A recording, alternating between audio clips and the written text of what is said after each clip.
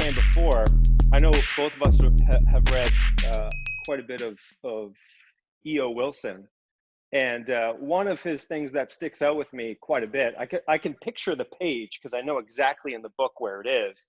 I couldn't tell you exactly word for word what it is, but his book on consilience is probably necessary reading for everybody, because in that book, you have a hardcore biologist, a hardcore systems thinker in the study of entomology, which I don't really care too much about, but Well, you I have a mean, hardcore. the way he explains it, you kind of do, though. You kind of do, yeah. Yeah. But you have a hardcore biologist saying, you know what? I don't learn from biology Mm-hmm. per se.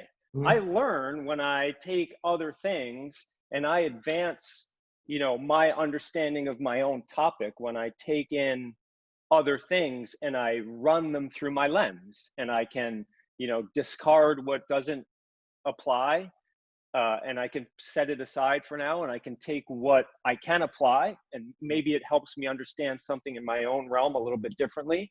And those things that don't apply right now, that doesn't mean that they're not going to apply ever. That just means that you just don't have enough information right now to fit them into your model of how you look at things. You know what I'm saying? Like that's the thing that I think bothers me a lot about people who are trying to be evidence-based, is they take the evidence, and then, for whatever reason, everything that came before it doesn't mean anything anymore.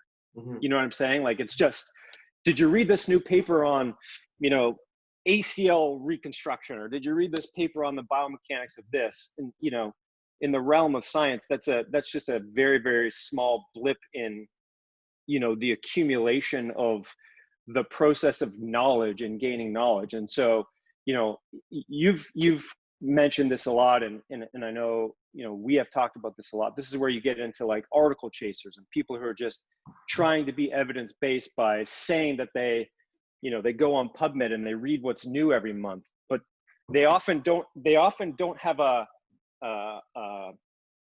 model to stand on, because they're so swayed so often about different findings that they often get lost in terms of what does this mean, how do I apply this. We call this sort of that paralysis by analysis. I don't know if that exactly fits, but I think if people just took science for what it is, it's really nothing more than just and just took what you get from that.